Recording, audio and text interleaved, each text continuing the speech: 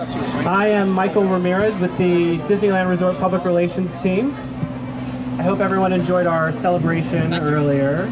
And actually at noon today, you will be able to ride the train, which is very exciting. So we'll be at New Orleans Station. If we can be there by noon, that would be great. So on to our Q&A portion. With the pleasure of introducing two special guests. First, Kim Irvine, Art Director with Walt Disney Imagineering.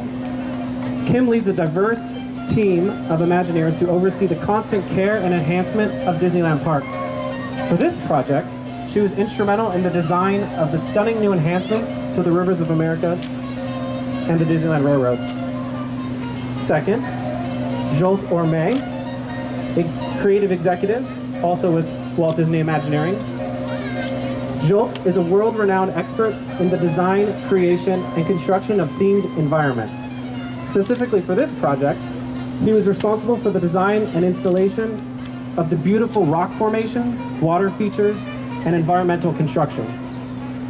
So to kick things off, does anyone have any questions? Sir? Yes, sir? Okay. So talk about a little bit about how you tried to preserve some of the elements of the past from back there while you were designing the new. Well, the Rivers of America and the Railroad were both some of Walt's original attractions in 1955. And they were inspired by the films that he had been making of the True Life Adventures, which was all about nature. And in fact, many of them won Academy Awards for short films. He wanted to educate the guest in a very entertaining way. And so a lot of his original attractions, like the Jungle Cruise and the rivers and the trains, were showing people different parts of the world in an entertaining way. And so he had, you may remember the old mine train through Nature's Wonderland and Rainbow Ridge. And he had Mark Davis and Sam McKim working very hard on creating very natural scenes all along the river and the railroad.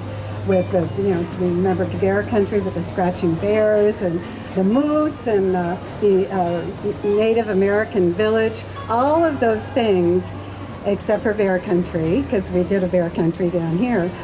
We returned back to the river, which is fantastic. Everything that used to be on the river is here, including a few new things that Sam and Mark had sketched and were never able to get into the show for one reason or another. So I hope you'll notice all those. And we also pay homage to the old mine train ride with a little bit of surprise rock work and maybe a mountain lion or two here and there.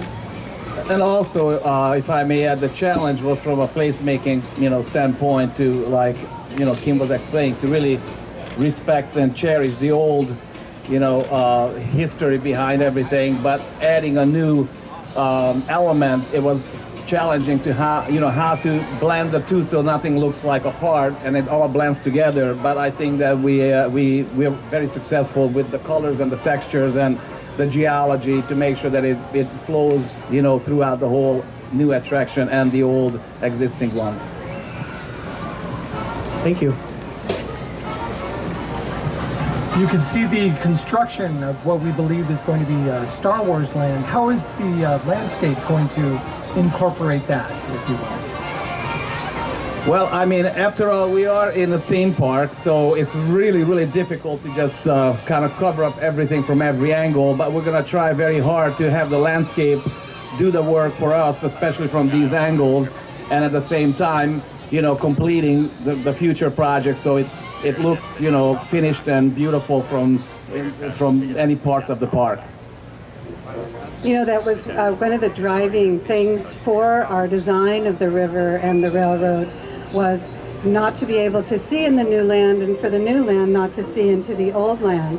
And so, of course, that meant putting a big, high berm in the center, and we didn't have much width, but with the height, it allowed us to create this amazing rock work that Zsolt did, these towering mountains, and then the amazing forests on top of them.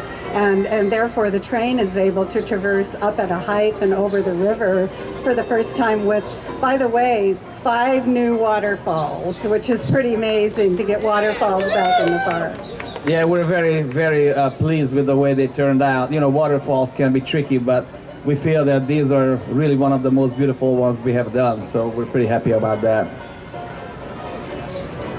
Anyone else? Sure. Can you talk for a bit about Walt's interest in trains, and how today is kind of a culmination of his shared interest with Ward and with Ollie? Well, you know, the railroads were one of the most important things to Walt. In fact, it was the first thing he put on the map of Disneyland. Even when it was going to be up in Burbank, it was the first thing he put on the map. And that, the train traversing the perimeter of the park is what defined that shape of Disneyland, that triangular shape.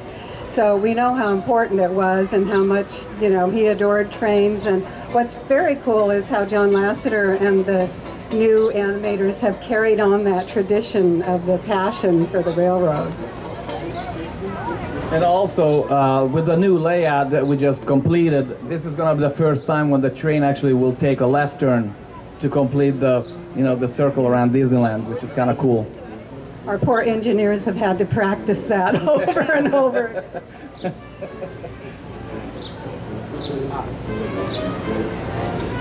And on that subject, when did they actually manage to get the first trains on the newly laid track?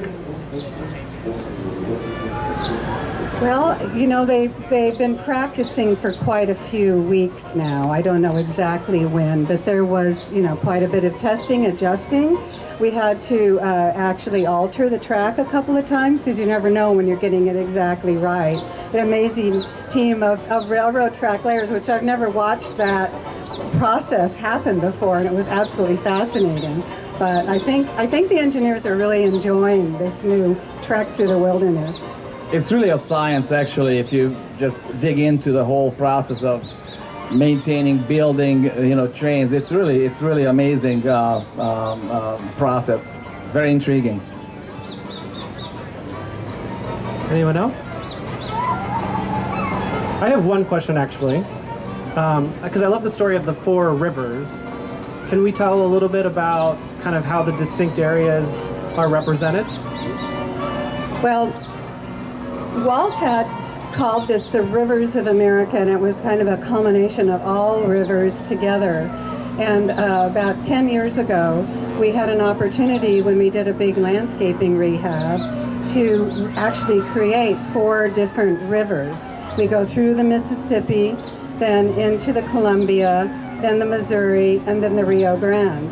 And those stories allow us to change actually the flora, fauna, and rock styles moving from one place to the next. So you go through the Mississippi with the wispy willow trees and such, then into the Columbia with the big forest of evergreens and pines, and into the Missouri with all broadleaf trees that change color in the fall, which should be a fantastic scene when you get there, and then into the Rio Grande where you get into dry, brittle Palo Verde trees and such, and then the style. And as always, you know, our team spent a lot of time studying the indigenous geology for each area. We really wanted to make sure that we render it exactly the way it is in nature, so it's very believable that you're actually traversing through all those beautiful areas across the United States. All right, thank you very much. That wraps our Q&A. Just a few quick reminders. So again, riding around the train, noon, New Orleans Square. Also, the Mark Twain Riverboat will be open until noon as well, so you're free to go on. And the wheelhouse will be open as well, so if you want to go up and take some pictures or whatnot. And then lastly, we have some light refreshments at Hungry Bear, so that's just over there, and please enjoy. Thank you very much. Thank you all for being here. Thank you very much. Enjoy. Thank you.